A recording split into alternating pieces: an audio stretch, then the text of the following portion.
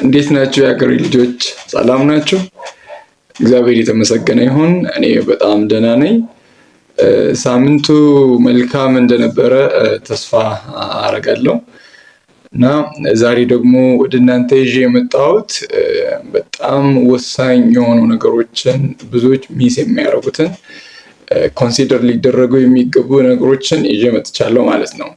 እና ብዙን ጊዜ ብዙ ልጆች ስመለከታቸው እኔም ደግሞ ክፍል ውስጥ ገብቼ በማስተምርበት ወቅትም በብዙ ተማሪዎች የማየው ነገር ግን በጣም ትልቅ ትኩረት ሊሰጠው የሚገቡ ነገሮች አሉ። እነዛን ግን እናንተም ምናልባት ሚስ እያደረጋችሁ ከሆነ እንዳታደርጉ ዛሬ በጣም ወሳኝ የሆኑ ነገሮችን ለመንገር እንግዲህ ወድጃለሁ ማለት ነው። እና ካሰብኳቸው ነገሮች መካከል አራቱን ለዛሬ ይዤ መጥቻለሁ።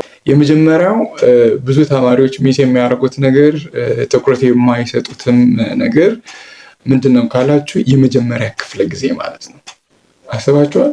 በሴሚስተር የመጀመሪያ ክፍለ ጊዜ በጣም ወሳኝ ማይንድ ሴታፓችንን በጣም ሴት የምታደርግ ክፍለ ጊዜ ነበረች። ግን ብዙዎች ያችን ኮንሲደር አያረጓትም እና ሚስ ሲያደርጉ እመለከታለሁ።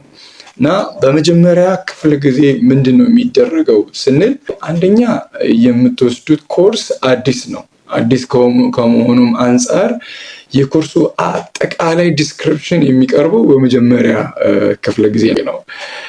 እና በመጀመሪያ ክፍለ ጊዜ ሌላው ምንድን ነው ኮርሱን ለምን እንደምትማሩት ለምን እንደምትወስዱት የኮርሱ ኦብጀክቲቭ ይነገራቸዋል ማለት ነው። በደንብ ማለት ለምን ኮርሱ መሰጠት እንደተገባው ለምን ለእናንተ እንደተመረጠ። ለምሳሌ እናንተ አንደኛ ዓመት ከሆናችሁ ለምን ሁለተኛ ዓመት ላይ አልመጣም? ለምን ሶስተኛ ዓመት ላይ አልመጣም? ስለዚህ በአንደኛ ዓመት ለእናንተ ከተሰጠ ያ የሚሰጠው ኮርስ ለሚቀጥለው ለሁለተኛ ዓመት ኮርስ በጣም ጥሩ ግብዓት ሊሆን ይችላል ማለት ነው።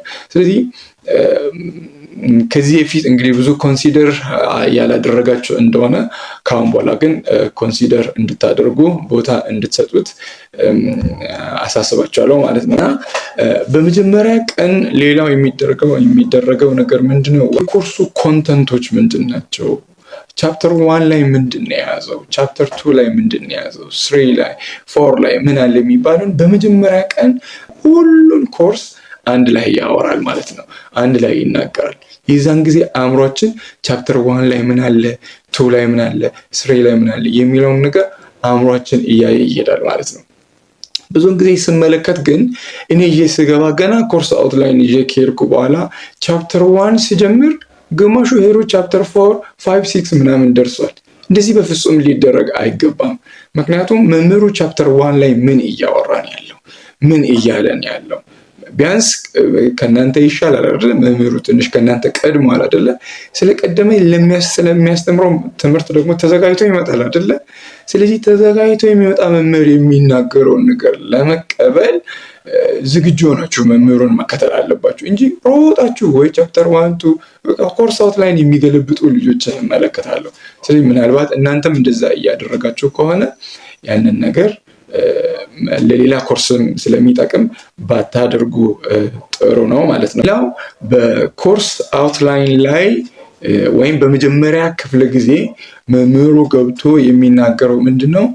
አሴስመንት ሜቶዶችን ይናገራል። ማለት ምን አሴስመንት እንደሚወስድ ምን እንደሚሰጣችሁ ያንን ነገር በግልጽ ያወራል ማለት ነው። ስለዚህ ያንን ሚስ ልታደርጉ አይገባም። ምክንያቱም ካለው ብዙውን ጊዜ ብዙ መምህር ማለት ነው ካሉት አይወጡም እና ያንን ያሉትን ደግሞ ያደርጋሉ ማለት ነው። ያ ብቻ አይደለም።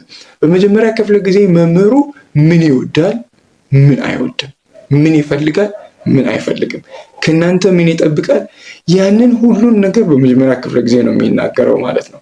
ስለዚህ ያንን እናንተ ሚስ ላለማድረግ ምን መሆን አለባችሁ? የመጀመሪያ ክፍለ ጊዜ በፍጹም ልትቀሩ አይገባም ማለት ነው። ስለዚህ ይህንን ልታደርጉ ይገባል። ሌላው ይህንን አሁን እኔ የምናገራችሁ ዝም ብዬ ሳይሆን በላይፍ ተጠቅሜ ያንን መርሆ ተከትዬ እኔን ስለጠቀመኝ ስላየው ነው ይህንን እናንተን የምላችሁ ማለት ነው። ሁላችሁም እንድትጠቀሙ ስለምፈልግ ማለት ነው። ስለዚህ ቴክ ኬር የመጀመሪያ ክፍለ ጊዜ ኮንሲደር አድርጉ። ሌላ ሁለተኛ ደግሞ ምንድን ነው